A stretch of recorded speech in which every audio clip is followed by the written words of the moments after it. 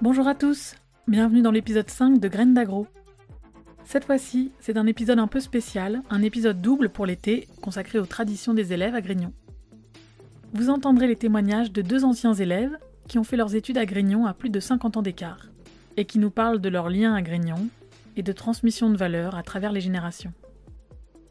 J'ai tout d'abord appelé Régis Turcan pour recueillir son témoignage. Monsieur Turcan, bonjour. Bonjour. Vous êtes ingénieur agronome, vous avez fait carrière dans les semences et vous êtes entré à Grignon en 1963, donc vous faites partie de la promotion 138. Tout à fait. Donc pour commencer, je voulais vous faire écouter quelque chose et vous faire réagir dessus. Souviens-toi, sous-hippo.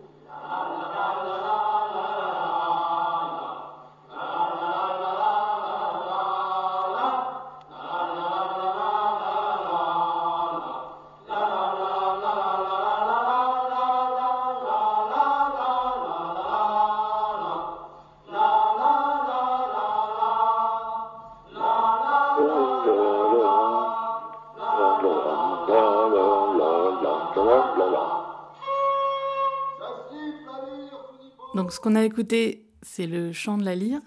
Oui, tout à fait.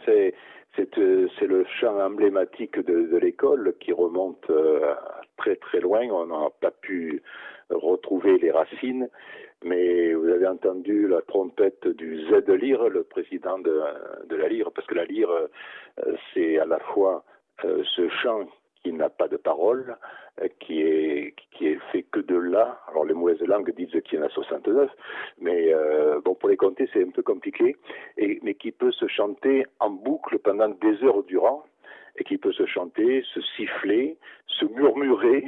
Et la lyre, c'est aussi un groupe de 8 personnes de la 2e année, donc, qui est chargé d'accueillir la nouvelle promotion, de les former, de les intégrer dans l'école à partir de ce qu'on appelait les brimades, et puis ensuite jusqu'au baptême. Et tout au long de l'année, ensuite, ce groupe de 8 personnes entretenait un bon climat dans l'école entière, dans la promotion bien sûr, mais aussi dans l'ensemble des 3 promotions pour animer l'école, maintenir la bonne ambiance et donner de la cohésion à tout ce petit monde qui au départ en arrivant était un peu disparate, et avec beaucoup à l'époque de provinciaux, et puis quasiment avant mai 68, pratiquement très peu de filles.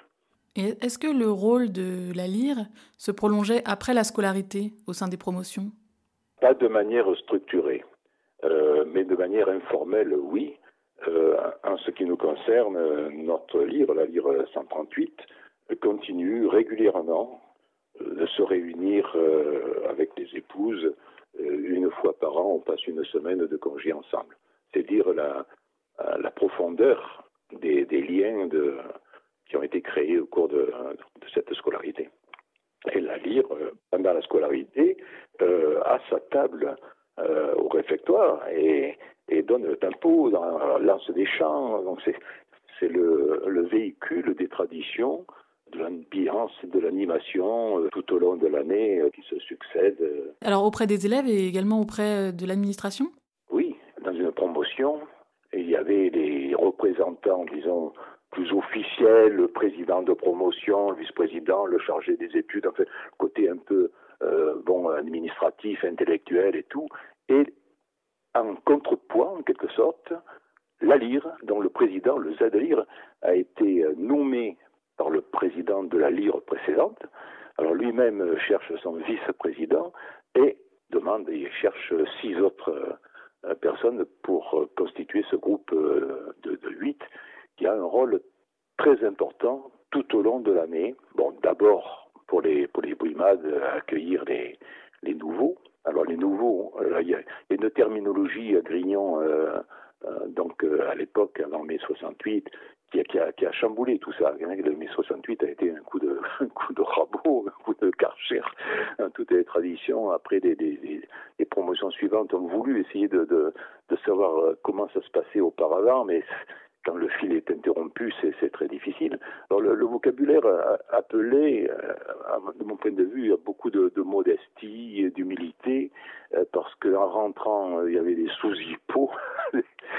Après le baptême, ça devenait des crétins. En deuxième année, des abrutis, et en troisième année, des idiots. Voilà la terminologie qui était utilisée. Tout ça dans un très très bon esprit de camaraderie et de structurer la cohésion des promotions. Et vous faisiez partie de la lyre? Moi, je faisais partie de la lyre, oui, bien sûr, oui. Et puis après, en première année, j'ai été responsable du bar des élèves. Ça aussi, c'était une institution, parce qu'on faisait, après chaque repas, on ouvrait le bar, et puis on accueillait ceux qui voulaient, qui un café, qui un Coca-Cola, qui une glace, qui un whisky, et puis il fallait approvisionner pour la garden party, et rien que le jour de la garden party, la nôtre en tout cas, j'avais 18 bars sous responsabilité. J'ai souvent dit que c'était plus formateur de préparer une garden party que les trois années d'école de Grignon. Parce que pendant plusieurs mois, pour préparer cette garden party, fallait, quand on avait quelques responsabilités, c'était vraiment très très formateur.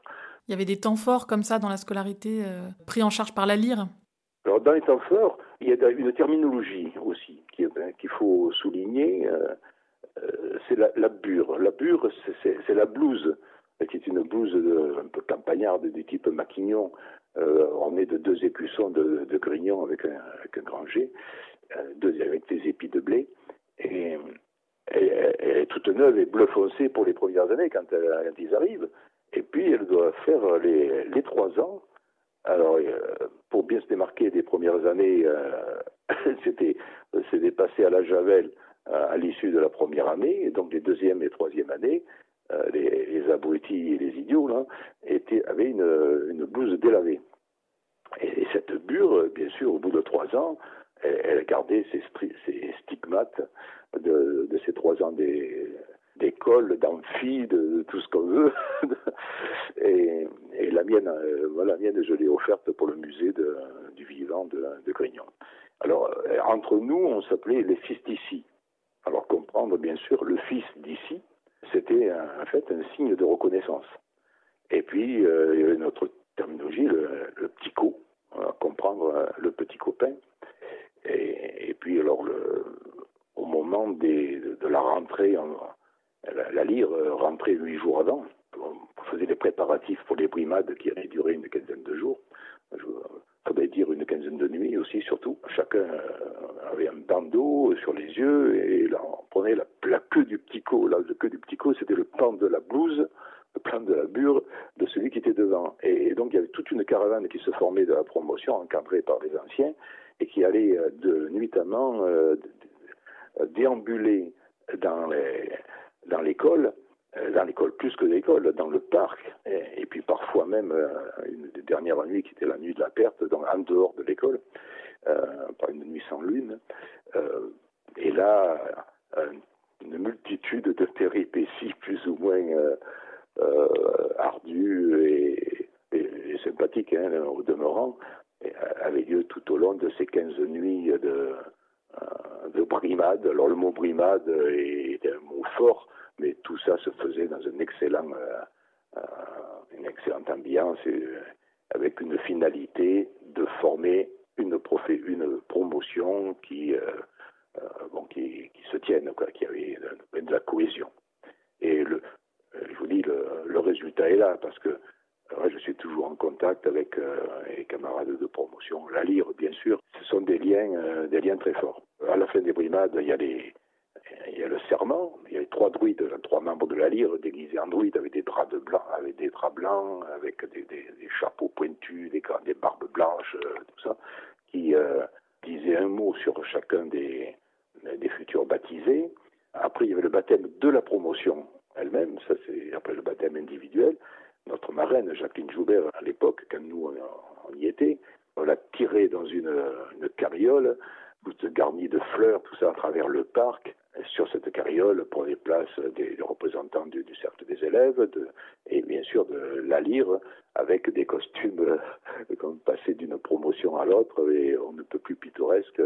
On amenait la promotion et cette carriole jusqu'à la brèche qui est une brèche ouverte dans le mur d'enceinte et qui était un peu le symbole de la liberté, c'est-à-dire après l'école, c'était la liberté qui s'ouvrait, et puis la vie professionnelle et tout, la vie familiale et tout. Et donc, et puis ça faisait certainement aussi référence aux années difficiles de la résistance, de tout ça, qui avait fortement marqué l'école. Puis à la fin de l'année, à la fin de ce baptême et le spectacle de clôture, toute la promotion devait présenter aux anciens et puis au personnel de l'école, encore enseignants et tout, un spectacle, carte blanche pour monter un spectacle et en même temps donner le coup d'envoi du chant de la nouvelle promotion. Chaque promotion avait son chant et qu'il fallait le sortir le soir de ce spectacle. Je me souviens qu'en ce qui me concerne, j'avais travaillé avec des alexandrins, tout ça, un chant avec des paroles bien senties, et le collègue qui devait mettre la musique dessus, il n'est jamais arrivé. Il m'a dit, ouais, fais-moi un truc sous forme de baptême. J'ai dit, de balade. Alors, j'ai dit, fais-moi la musique, je mettrai les paroles dessus. Alors, il a fait un genre de balade, et donc, j'ai fait, en quelques heures, puisqu'il fallait qu'on sorte le du spectacle, le chant, et qu'on le répète un peu aussi entre nous, et en quelques heures, en fait, j'ai sorti des paroles qui sont bien moins bien que le premier jet, mais enfin bon, ça a fait une chanson de notre promotion. C'est vous qui avez composé le chant de la 138 ? Tout à fait, tout à fait. Voyez donc 138, des autres promotions, l'appel des esprits dans le parc de Grignon. Voyez donc 138, des autres promotions, l'appel des esprits dans le parc de Grignon. Voyez donc 138, des autres promotions, l'appel des esprits dans le parc de Grignon. Amis, voici notre chanson, qui laissera notre suite dans notre vieux parc de Grignon, la 138. Fouettés par le vent de la côte au buis, nous allons à Palan, bienheureux fils d'ici. Amis, voici notre chanson, qui laissera notre suite dans notre vieux parc de Grignon, la 138.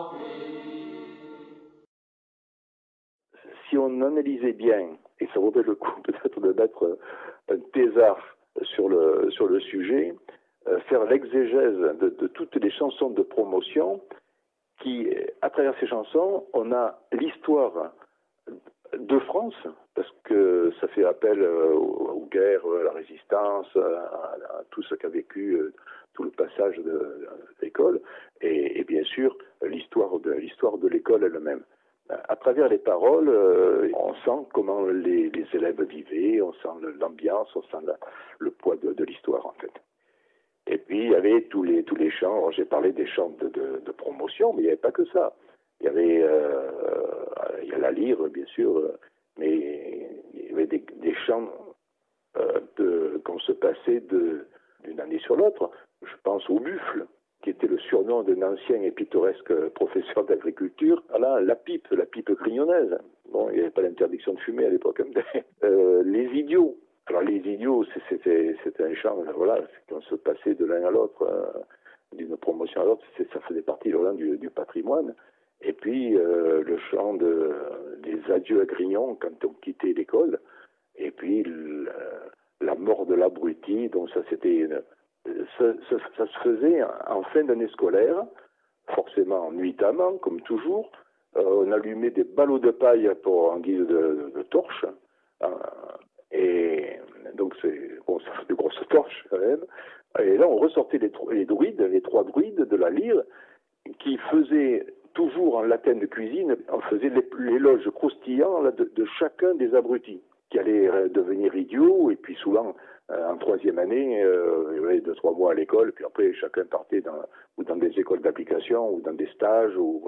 Et donc après, une procession se mettait en marche à travers l'école. Alors avec des torches, encadrées par des torches, par des pleureuses, qui est pour les lamentations, et on encadrait un brancard porté à dos d'homme, avec un mannequin de paille dans sa bure, et tout ce monde chantait, la lyre en tête bien sûr, l'abruti est mort, il n'y a plus rien à faire, il n'y a plus rien à dire, il n'y a plus qu'à pleurer. Et on déambulait donc jusque dans le village, c'était une étape importante qui était marquée. Voilà. Vous aviez retrouvé les airs facilement? Oui, on les connaissait parce que je n'ai pas insisté là-dessus, mais ces chansons, la lyre, les apprenait, on coinçait les sous-hippos là, à la sortie des amphis, pendant 15 jours, on ne leur lâchait pas les baskets aux sous-hippos. Ils étaient à la queue leu, la lyre, ça se gueule, et là, et on les amenait au restaurant, on les amenait à l'amphi, on les sortait, et hop, et là, quand ils sortaient de cours, pouf, on les ramenait dans un amphi, et là, on leur apprenait donc des chansons, des promotions juste avant, parce qu'eux, ils n'avaient pas encore créé la leur, et on leur apprenait des chansons traditionnelles de l'école. Donc forcément, d'une année sur l'autre, tout ça, ça se suivait. Et puis après, le Z de lyre, quand il était nommé par la lyre précédente, par le Z de lyre de l'année précédente, lui recevait, et il a par écrit une trace qui lui sert de base pour construire son propre chemin. Donc il y a un fil conducteur, c'est en ce sens qu'il y a des traditions. Il n'y aurait pas de tradition, sinon si chacun faisait un peu son truc dans son coin. Là, il y a vraiment un suivi. Après c'est un suivi évolutif, forcément. Des choses évoluent. Mais il y avait quand même un fil conducteur transmis d'une génération à l'autre par les chansons, par les traditions, par les manifestations, comment c'était organisé, etc. Parce que tout ça, ça ne pouvait pas s'improviser de chaque année. Il fallait bien qu'il y ait une référence, qu'il y ait des acquis, quitte à les faire évoluer, mais voilà, ça fonctionnait comme ça. Et quel souvenir vous gardez de votre première impression en arrivant là-bas? L'impression d'un petit provincial qui a déjà pris le train pour aller passer les Oraux. Alors ça, c'était déjà une aventure. Et puis après, qui arrive dans cette école un peu impressionnante. J'avais écrit, j'ai retrouvé la lettre tout récemment à Grignon pour demander, je sais pas, pour demander un peu comment ça allait se passer, etc. Et il y a un de la lyre précédente qui a pris la peine de me faire un courrier de 3 pages pour m'expliquer, pour me dire, pour m'accueillir. Et c'était très gentil. C'était très gentil. C'est ce qui allait... Et après, il allait me brimer, si vous voulez, pendant 15 jours, là, et 15 nuits. Mais voilà, il a pris la peine en 3 pages de m'expliquer. Voilà. C'était très riche. C'était avant de passer l'oral, c'est ça? Non, avant de rentrer, quand j'ai su que j'allais à Grignon, moi j'avais écrit à l'école, et c'est un élève qui m'a répondu. Voilà. C'est beau. Donc c'est vraiment les élèves qui tiennent le domaine, quoi. Qui tiennent la scolarité, qui... Ah oui, tout à fait. Et puis surtout à l'époque. Et puis on l'a revu récemment avec des élèves qui ont fait des manifestations et des grèves, qui ont fait des blocages de l'école tout récemment. Donc l'esprit perdure.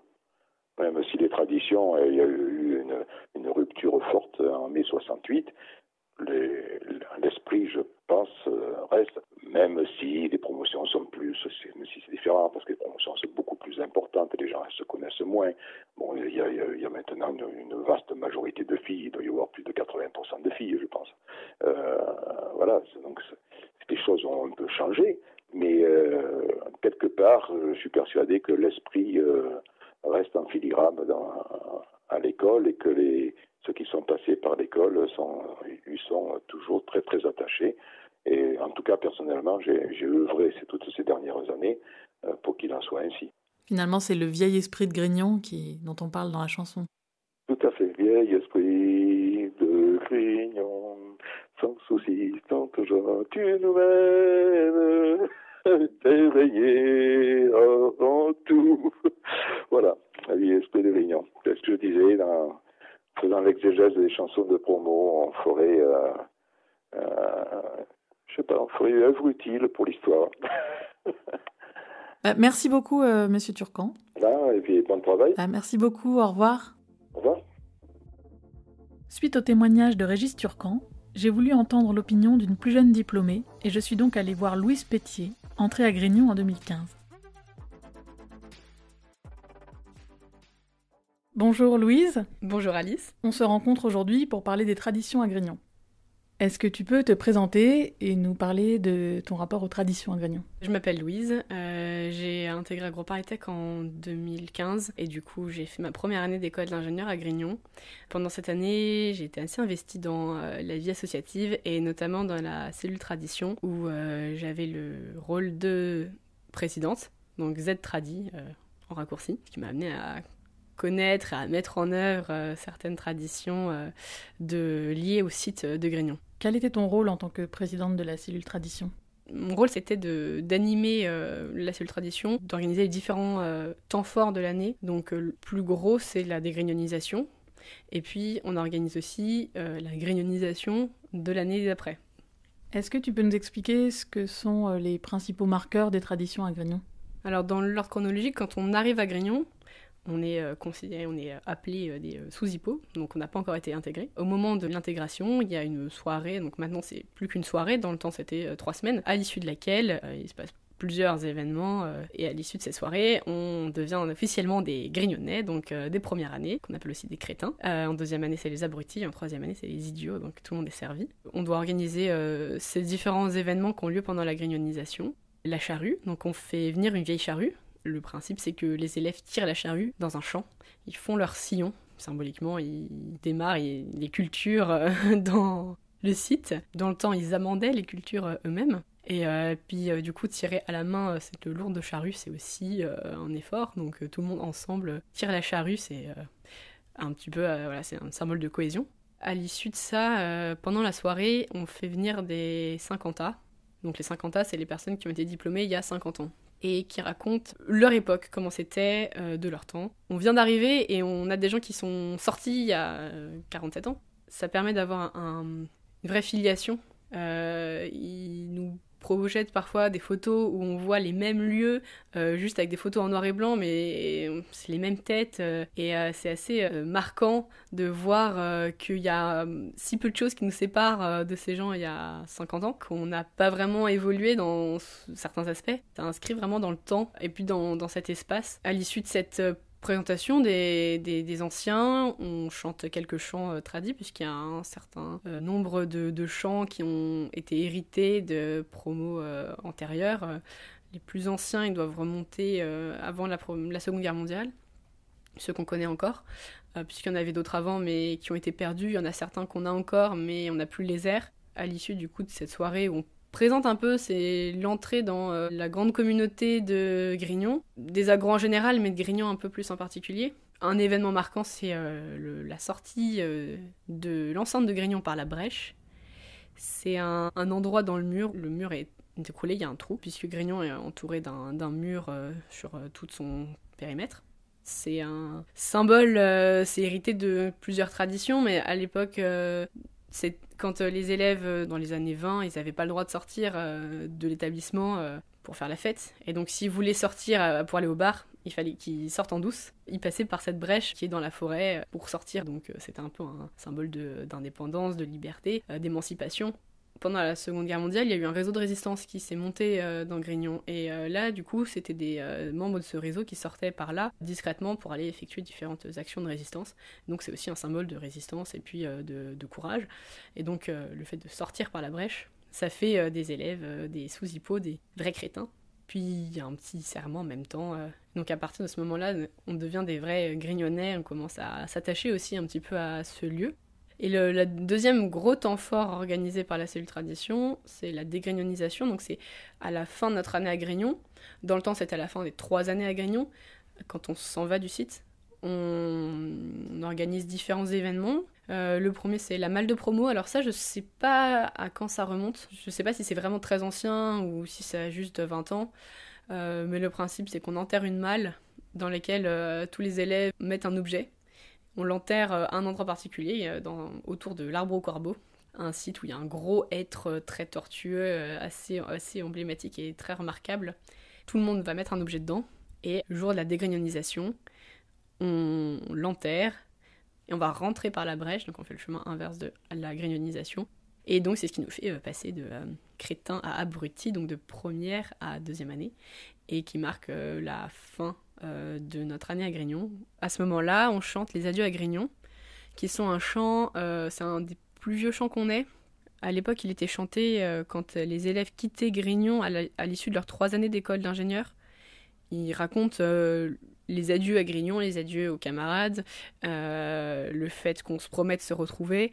Et en fait, ça résonne énormément quand on chante. On se dit qu'il a été écrit il y a probablement plus de 100 ans, et pourtant c'est ultra actuel. On se reconnaît complètement dans toutes les paroles. Ça connecte à ces anciens qu'on n'a pas connus, mais qui ont vécu les mêmes choses que nous, mêmes émotions au même endroit. Ça fait se sentir partie d'une communauté qui est beaucoup plus grande que juste sa promo, mais une communauté qui a partagé vraiment beaucoup d'émotions sur ce site. Est-ce que tu peux me parler des chants de promo ? Une des traditions les plus marquantes, les plus respectées, c'est que chaque promo, à la fin de l'année, écrit un chant. Donc ils peuvent inventer l'air, parfois c'est un air qui est repris sur une chanson qui existe, qui raconte un peu le sentiment de la promo de cette année-là. Globalement, le thème principal, c'est l'attachement à Grignon, c'est un peu souvent les mêmes thèmes, l'attachement aux amis qu'on s'est fait, la promesse de se revoir.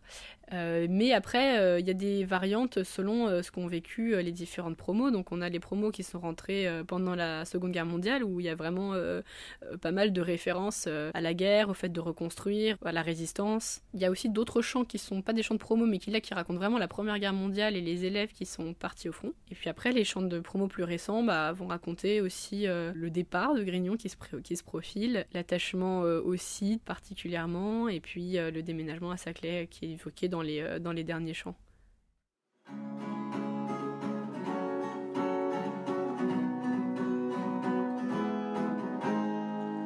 Le soir dans les champs où le soleil couchant rayonne rouge sang reflète il y a 100 ans. Nous sommes arrivés dans ce lieu tant aimé, marchant les yeux bandés, traversant la forêt. À la brèche arrivée, nous l'avons traversé, tout en prêtant serment, le rituel d'antan. Grignon, c'est une histoire, scellée dans la gaieté. Grignon, c'est un foyer que l'on s'apprête à quitter. Les 193 de Grignon sont les braises, des braises attisées sur l'asphalte de Saclay. Est-ce qu'il y a d'autres traditions comme ça qui sont transmises d'année en année ? Il y a des traditions un peu plus récentes, donc typiquement le Club des 12, ça c'est une tradition, je sais pas à combien ça remonte, mais je pense pas que ça remonte à plus de 10 ans. Le principe c'est d'aller se baigner dans le bassin des Anglais tous les 12 du mois à 12h12, tous les mois de l'année. Donc le plus marrant c'est en hiver quand il fait froid. Et le bassin des Anglais, c'est donc un bassin paysager qui est situé dans le jardin à l'anglaise. Donc c'est un lieu du parc qui a été aménagé comme un jardin à l'anglaise, donc avec cette illusion de naturalité, avec des allées qui ne sont pas droites, et donc des petits bosquets d'arbres, et au milieu un endroit, un bassin rond qui, quand il est rempli, en été et qu'il fait chaud, sert de piscine. Qu'est-ce qui t'a marqué quand t'es arrivée à Grignon pour la première fois ? Ce qui m'a le plus marqué quand je suis arrivée, c'est qu'il y avait un panneau sens interdit sauf tracteur. Alors, du coup, je me suis dit, on n'est pas loin de Paris, et pourtant, on en est très loin dans les usages. Sinon, ce qui était assez marquant, c'est que quand on arrive, on descend cette avenue Lucien Brétinière qui descend vers les grilles, on passe sous un portail en fer forgé, et en fait, on découvre le château petit à petit, et le domaine, et c'est assez impressionnant, et on se dit, waouh, c'est là que je vais aller habiter pendant 1 an. Moi, j'avais vu quelques photos, mais assez rapidement, et en fait, de découvrir le site comme ça, en se disant... ok, maintenant c'est là où je vais habiter, c'était assez fort. Est-ce que tu peux nous décrire le domaine de Grignon pour quelqu'un qui y serait jamais allé ? Le domaine de Grignon, c'est 350 hectares, 150 hectares de forêt, un château, pas mal de bâtiments annexes, plus ou moins de la même époque, Il y a aussi tout un campus universitaire et des résidences étudiantes. Mais c'est aussi des terres agricoles, des champs, puis il y a aussi des animaux. Donc vraiment un lieu qui est tourné vers une vocation académique, de recherche et d'enseignement. C'est aussi un site qui a un vrai patrimoine historique avec pas mal de lieux assez emblématiques. Certains sont abandonnés, et notamment certains souterrains dont je ne donnerai pas l'emplacement. Et ça fait partie de l'initiation aussi d'aller les trouver par soi-même et d'aller explorer. Il y en a un qui m'avait vraiment beaucoup marqué. C'est un souterrain dans lequel on ne peut pas se tenir debout, sauf à 2 endroits. Et en fait, à un des 2 endroits, il y a des gens, des étudiants, qui ont mis leur nom et leur année. Le plus vieux, c'est peut-être 1800 quelque chose. Quand j'ai vu ça, je me disais, mais c'est fou. Il y a 100 ans, un gars, puisque à l'époque, il n'y avait pas de femme, il était à ma place, exactement. Probablement la nuit aussi, il avait probablement un bout de charbon, et il a mis son nom et sa promo. Et moi, je suis au même endroit 100 ans plus tard, et je mets mon nom et ma promo. Ça résonne vachement, et on se dit que ça donne vraiment envie de s'impliquer dans la vie du site. Et dans l'avenir du site aussi, peut-être ? Bah évidemment, oui. Évidemment, ça donne aussi envie de s'investir dans le futur du site, parce que quand on a vécu autant d'événements, et qu'on a vu la richesse que ça pouvait apporter d'avoir une filiation dans le temps sur un seul site, on se dit que ça serait vraiment souhaitable que les générations futures puissent en profiter. C'est vrai qu'il y a une vraie richesse d'avoir eu une continuité d'usage sur un seul endroit. Est-ce que tu dirais qu'en tant qu'ancien élève, tu te sens aussi une certaine responsabilité par rapport au site ? Un petit peu, effectivement, on se sent un peu une responsabilité parce qu'on se dit que nous, on a eu la chance d'en profiter et que on aimerait bien que les générations futures puissent en profiter aussi, qu'elles puissent comprendre aussi notre attachement. Elles auront sans doute pas le même puisqu'elles vivront pas dessus, mais qu'elles puissent avoir la chance de bénéficier de cet environnement qui est hyper propice à l'étude de l'environnement, l'étude de l'agriculture, de toutes ces thématiques qui sont fondamentales aujourd'hui. On pourrait en parler des heures, mais je pense qu'il faut s'arrêter. Après, il y a pas mal de choses qu'on peut vivre là-bas, mais qu'il faut découvrir par soi-même. Merci beaucoup Louise pour ce témoignage. Merci, à bientôt Alice. À bientôt. Merci encore à Louise Pétier et Régis Turcan pour leur témoignage. Vous pouvez retrouver les précédents épisodes du podcast sur grignon2026.fr et vous trouverez dans la description de l'épisode le lien pour écouter les chansons de Grignon enregistrées par la promotion de Régis Turcan. Bon été à tous. Allons amis, il faut plier bagage, laissons ici professeurs et bouquins. La liberté, voilà notre apanage, célébrons-la par de joyeux refrains. Que de nos chances les murs vivront encore, car ce sera la dernière chanson, puisque demain, au lever de l'aurore, il faut quitter ces vieux murs de Grignon. Puisque demain, au lever de l'aurore, il faut quitter ces vieux murs de Grignon. Adieu vieux parc sous des arbres antiques, nous n'irons plus goûter l'ombre et le frais. Écoutez la suave et en musique du rues coulant sous des courets épais. La vieille école va nous fermer sa porte, devant nous s'ouvre un plus vaste horizon. Mais dans le cœur, chacun de nous emporte le souvenir du vieux parc de Grignon. Mais dans le cœur, chacun de nous emporte le souvenir du vieux parc de Grignon. Adieu vous tous, adieu chers camarades, ne craignez rien, il viendra votre tour. Si vous avez souffert quelques brimades à vos crétins, vous les rendrez un jour.